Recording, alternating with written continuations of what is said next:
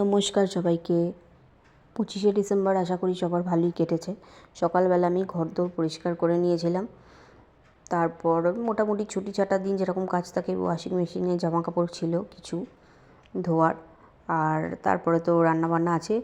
Mainly রান্নাবান্নাটা আমার বেশিরভাগ time শাশুড়িমাই করে থাকেন। এই যে তেল গরম হয়ে গেছে, মাছ ভাজা হচ্ছে, তো শাশুড়ি মা সেই টাইমে পুজো করছিলেন বলে ওই জন্য আমি একটুখানি এগিয়ে দিচ্ছিলাম, এই মাছ টাছগুলো ভেজে দিচ্ছিলাম। আজকে হবে কপি আলু তরকারি মাছ দিয়ে, আর শাক ভাজা এইসব হবে।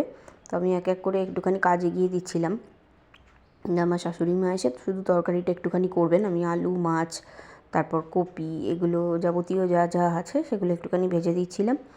তারপর ভাজার পর তারপরে আমি যাব আমার মেয়েকে স্নান করাতে, তারপরে তো খাওয়ানো, বাকি যা যা কাজ তো আছেই। সেইভাবে আমি রান্নাটা করি না, করেন আমার শাশুড়ি মাই বেশিরভাগ রান্নাটা করেন। আমি কিছু কোনো সময় স্পেশাল কিছু হলো তখন আমি করলাম, তো করি না বলাটা ভুল, এই স্পেশাল কিছু যখন হয় তখন, বা এমনি এমনি টাইমে এই যেরকম এখন করছি একটুখানি কাজ এগিয়ে দিলাম।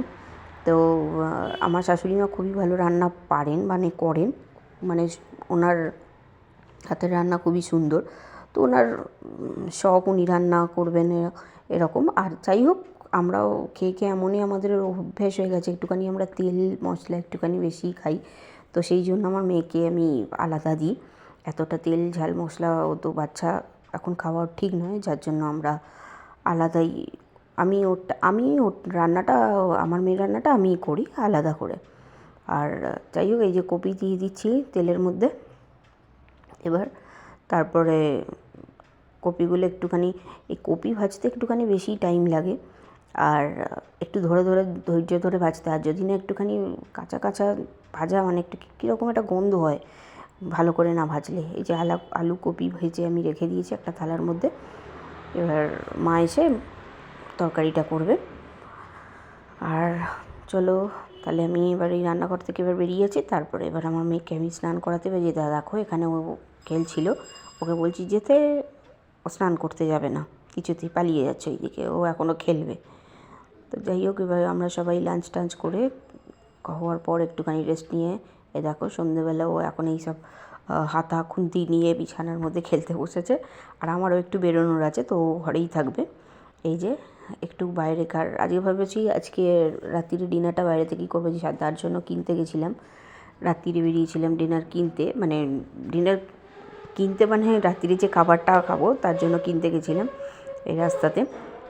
তারপর চারিদিকে ক্রিসমাসের যা লাইট চারিদিকে, তারপরে দেখুন কি সুন্দর সুন্দর, এত সুন্দর লাইটগুলো দিয়েছে চারিদিকে। আমি যাচ্ছি আমাদের বাড়িতে, আমার বাবার মানে আমার শাশুড়ি মা একটু গুড় পাঠিয়েছেন, তো গুড়টা আমার বাপিকেই দিতে যাচ্ছেন, মানে বাড়িতে আর কি, বাপি মা দুজনকে। বাপির সাথে সকাল মানে নিচে দেখা হয়ে গেল, তো বাপির হাতে দিয়ে দিলাম প্যাকেটটা, যে এরপরে একটুখানি বাপির সাথে গল্প টল্প করে তারপরে আমরা আবার ওখান থেকে বেরিয়ে এলাম দুজনে মিলে। এসে রাত্রের খাবারটা সেরে তারপরে সবাই মোটামুটি ঘুমিয়ে পড়লাম। আর এই যে রাস্তায় লাইট দেখতে পাচ্ছেন কত, এখানে আমাদের ক্রিসমাস কার্নিভাল চলছে। তো তার জন্য ব্লগটা ভালো লাগলে অবশ্যই